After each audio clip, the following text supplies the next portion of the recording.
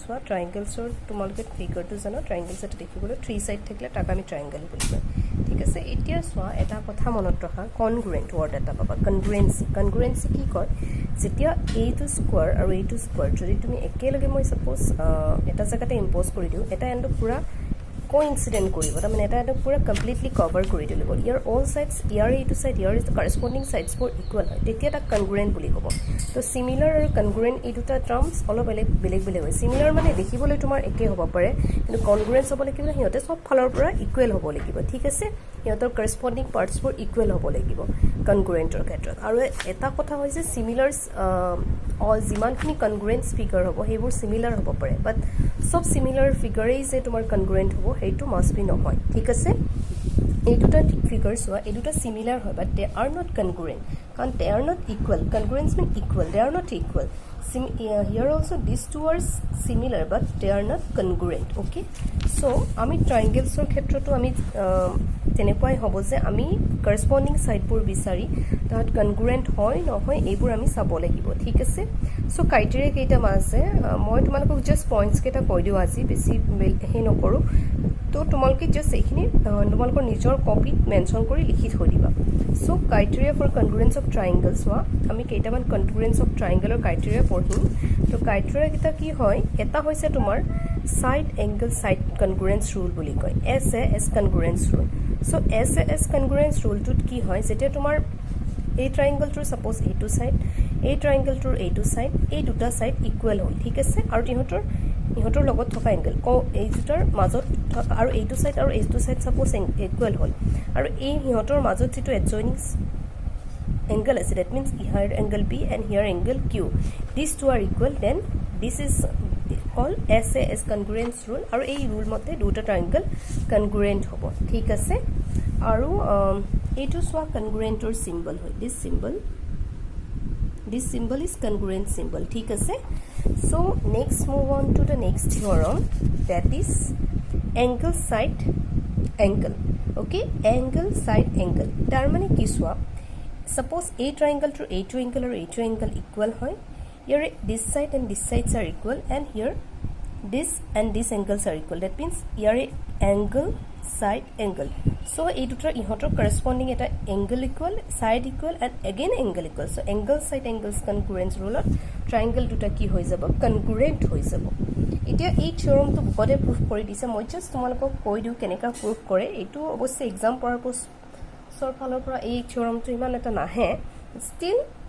side হোৱা কেনেকে proof কৰে কি দিয়া আছে two ট্ৰায়াঙ্গেলস are congruent if two angles and the included side of one triangle are equal to two angles and the included side of other triangle okay so suppose we are given two triangles ABC and triangle DEF in which what is included angle suppose this is the figure here A equal to D not sorry not A equal to angle B equal to angle E suppose and angle C is equal to angle F and the included side of these two angles that means BC equal to EF then what we have to prove that these two triangles are congruent okay আমাৰ ইয়াতে তিনটা case হ'ব পাৰে কাৰণ এইটো case কেটা কি হ'ব পাৰে যে এটা হ'ব পাৰে যে আমি এটা ধৰি লম যে BC suppose year AB to suppose AB and D ইডাল আমাৰ ইকুৱেল ওকে সো AB আৰু D আমি assumption কৰিছে যে ইকুৱেল সো আমাৰ কি হ'ব AB equal to DE পাই গলো angle B equal to angle E আমাক অলৰেডি গিভেন আছে BC equal to আমাক EF অলৰেডি গিভেন আছে সো আমি এটা প্ৰথম যেটো থিওৰাম পঢ়িছিল মানে ৰুল পঢ়িছিল হেতু আছিল সাইড এংগল সাইড ৰুল তো সেই দুটাৰ ৰুলৰ একৰ্ডিং আমাৰ এই ট্ৰায়াঙ্গেল দুটা কি হৈ গল কনগ্ৰুৱেন্ট হৈ গল ঠিক আছে এটো আমি কেস 1 ত ধৰিলে যে AB আৰু DE ইকুৱেল এবাৰ আমি আৰু এটা নতুন কেস ধৰিছে AB suppose greater than DE so AB greater than DE হলে আমি এটা কনস্ট্ৰাকশন কৰিম যে আমি এটা P এটা পয়েন্ট হৈ লৈছো কাৰণ দা গ্ৰেটাৰ পাৰ্ট কোনটো AB টো হয় so P এটা পয়েন্ট ধৰিছো suppose আমি জাস্ট assumption কৰিছো ঠিক আছে যে BP টো আমাৰ DE সাইডৰ ইকুৱেল হৈছে ওকে so আমি PB সাইড টো আমি DE ইকুৱেল কে মাৰ্ক কৰিছো তেতিয়াহলে আমি এই অকমানি ট্ৰায়াঙ্গেলটো লৈছো PBC and DEF ইয়াতে আমি কি পাই গলো বাই কনস্ট্ৰাকশন আমি যেটো কৰিছো PB equal to D আমাৰ যেটো assumption আছিল ঠিক আছে আমি বাই কনস্ট্ৰাকশন বা বাই assumption লিখিব পাৰো B equal to already given আছে BC equal to EF given আছে that means this triangle which one triangle PBC and triangle DEF are congruent SA by SAS rule side angle side rule congruence rule okay but তেতিয়া হলে ইহঁতৰ corresponding পাৰ্টবোৰ equal হ'ব that means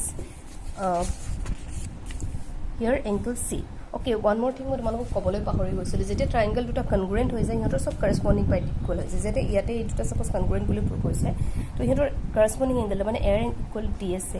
B angle এটো দিয়া আছে বাৰু বাকি ইহঁতৰ সাইডবোৰ ইকুৱেল হৈ যায় ঠিক আছে আৰু হেতু কয় CPCT বুলি মেনশন কৰে that means corresponding part of congruent triangle okay so PCB equal to our DEF equal that means which one this one PCB is equal to DEF but already our ki dia asile angle C equal to our angle E dia ase mane gote ei whole angle to angle etu so etu jodi PCB u tomar angle F4 equal hobo lage ei gote ACB angle to angle F4 hobo lage tetia hale ketia possible hobo jana jete A aru P same point ot lie koriba ta mane jitu ami assumption dhorisu etu amar wrong that means ultimately AB equal to our DE hoy ase thik ase etu case 1 similar way ami case 3 eta lobo parim case 3 কি লম যে AB less than DE আৰু same process ফলো কৰিম যেটো আমি assumption ধৰিছো তাক ৰং প্ৰুফ কৰি আমি আকৌ দেখুৱাই দিব পাৰিম যে AB equal to DE so ultimately triangle দুটা congruent হ'ব but ইমানখিনি তোমালোকক এক্সপ্লেনেশনৰ প্ৰয়োজন নাই তোমালোকক just what is needed that যেতিয়া তাহাতৰ আমি যদি দেখুৱাই দিব পাৰো angle one angle is equal to the other corresponding angle and the included side of those two angles হলে আমাৰ সেই angle side angle টোৰ মতে আমাৰ triangle দুটা congruent হয় আমি যেতিয়া ফলো কৰিম নেক্সট হেতু কোৱেশ্চনবোৰ যেতিয়া কৰিম তেতিয়া আমি এটা যেটো আমাৰ এক্সাৰসাইজ হলে এইকেটা আমাৰ থিওৰাম ফলো হ'ব আৰু এটা আছে সোৱা এংগল সাইড বুলি এটা কনগ্ৰুৱেন্স ৰুল আছে ঠিক আছে এংগল সাইড বুলি এটা আছে that means ইহঁতৰ corresponding দুটা এংগল ইকুৱেল আৰু তাহাতৰ এটা সাইড ইকুৱেল ঠিক আছে সো আমি যেটা কোৱেশ্চনস কৰিম আমি ভালকৈ আকৌ এক্সপ্লেনেশন কৰিম সো বাট আজি এইখিনি বেসিক খিনি অকমান কৈ থৈ দিলো so this much for today if from in our next video we'll start exercise 7.1 thank you